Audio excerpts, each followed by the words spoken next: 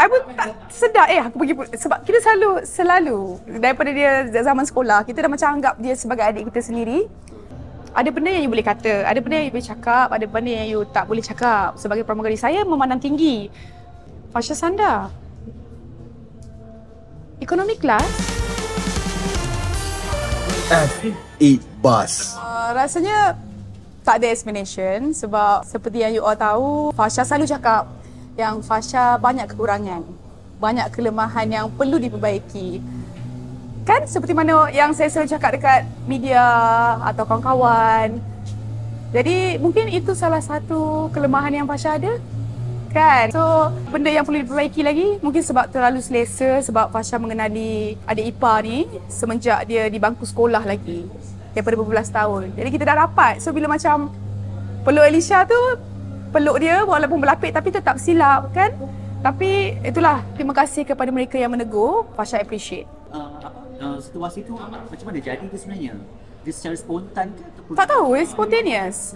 Spontaneous yang berlaku laju. So macam I pun tak sedar aku pergi sebab kita selalu daripada dia zaman sekolah kita dah macam anggap dia sebagai adik kita sendiri. So macam itulah, like I said earlier sebelum ni, memang I banyak kekurangan, banyak kekhilafan yang perlu diperbaiki. Sebab tu bila orang tanya saya pasal isu hijab, pasal isu apa-apa, perubahan dan sebagainya, saya selalu cakap saya tidak sempurna dan ada banyak benda yang perlu diperbaiki. Jadi ini antaranya. Masih belajar dan saya tak pernah bagi statement yang saya nak berubah, saya sudah berubah atau telah berubah ke arah kebaikan dan sebagainya. Saya cuma kata doakan yang baik-baik. Apa ni, kalau diorang tegur kita tu dengan cara yang begitu, diorang concern. Yalah, kita manusia yang tak lari daripada melakukan kesilapan kan. So macam diorang tegur kita tu maksud diorang sayang. So Fasha okey je. Tak ada macam tidaklah orang kata nak ambil benda tu sebagai besar dan sebagainya sebab tu orang tak boleh nak attack saya sebegitu sebab saya tak pernah kata saya bagus. Saya tak pernah kata saya yang terbaik. Tidak pernah kata saya ni dah berubah dan sebagainya. Saya selalu kata saya banyak kelemahan. Jadi dari situ diorang faham, peminat saya faham dan diorang pun macam tak judge saya. Itu yang paling penting. Sebenarnya benda tu dah berlaku hari sebelum raya 30 hari bulan. So macam dah nak dilupakan. Tapi kalau orang tanya Fasha apa yang berlaku, bolehlah cerita sikit tapi lepas ni dah tak nak cerita lagi dah. Kan? Dia macam perkara yang berlaku masa tu 30 hari bulan. Masa tu Fasha dah sampai kat tengah jalan dalam pesawat, dah sampai kat seat belakang. So bila sampai kat seat belakang tu, ada satu stewardess ni nampak Fasha. So dia tanya, Fasha Sanda, ekonomi kelas? Pertanyaan dia lah. So macam dalam spontaneous saya cakap, ya kenapa? Salah ke? Anak-anak I pun dengar dan few passengers lain pun dengar. So macam kenapa salah ke? Lepas tu dia cakap, tak adalah, I'm impressed. Dia kata. Tapi yang macam, oh okey.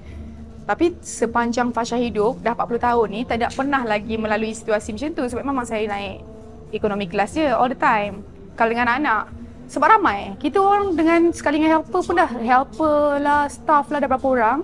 So untuk apa nak membazir dalam jarak yang dekat kan. So Fasha rasa macam terkejut lah bila dia tiba-tiba tegur dengan macam tu kan. So macam agak hurt lah.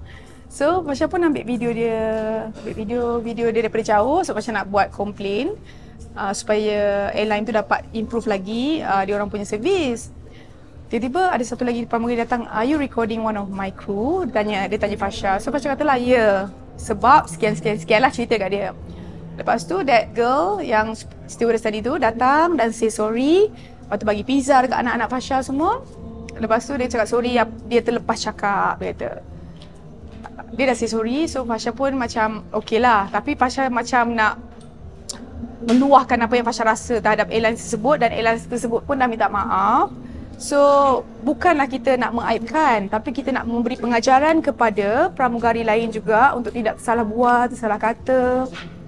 Sebab ada benda yang you boleh kata, ada benda yang you boleh cakap, ada benda yang you tak boleh cakap. Sebagai pramugari, saya memandang tinggi kepada pekerjaan pramugari ni kerana itu adalah cita-cita saya. Gitu, you tahu So itulah sebabnya. So Fasha tetap memandang tinggi terhadap kerjaya pramugari. Still love stewardess. Still macam kalau masuk aeroplane tu mesti akan tengok stewardess macam pilih-pilih, oh sepatutnya aku kat situ. Macam tu. Sebab tu ambition kan? So macam kenangan yang Fasha takkan lupa lah macam tu. Tapi Fasha dah memaafkan, tapi melupakan tu belum lah. What say your husband bila situasi Dia terkejut. Dia terkejut sebab kita orang selalu travel ekonomi kan, tak pernah lagi orang cakap macam tu. Itu yang macam, apa ni kan? Kenapa dia cakap macam ni? Macam betul-betul rasa nak nangis tu masa tu. Kebetulan, nak jadikan cerita, kebetulan 2 hari sebelum Encik Maimah baru cakap, Ibu, I want to travel business class. Ini tu, faham tak? Benda-benda tu macam relate tau. Sebab I cakap, Encik Mama, buat apa kita nak wasting money? Daripada kita waste beribu, baik kita spend beratus je. Duit tu kita boleh bayar pada orang yang memerlukan. Macam tu. So, itulah kisahnya. Tapi tak apa, I dah maafkan. Airlines tu pernah minta maaf apa semua. So, macam lepas ni kalau perasannya pun, I akan cakap tak nak jawab dah. Sebab kita maafkanlah sempena bulan Syawal yang mulia ini. Lagipun PR dia pun dah DM, dah email, dah komen. So kita maafkan. Sederhana. Ika tahu laga daripada dulu, zaman dulu kan macam mana kan. I lah supir, I lah apa, I boleh jalan sendiri, I boleh. I memulakan kerjaya I sebagai seorang model. So model ni independent. Model tak perlukan entourage. sama sekolah So model ni dia boleh berdikari. So saya bermula kerjaya saya sebagai seorang model. Jadi saya bawa letak diri saya ni macam aku boleh bergerak sendiri. Aku ni bukan star macam tu. Sederhana je dalam segala segi macam tu.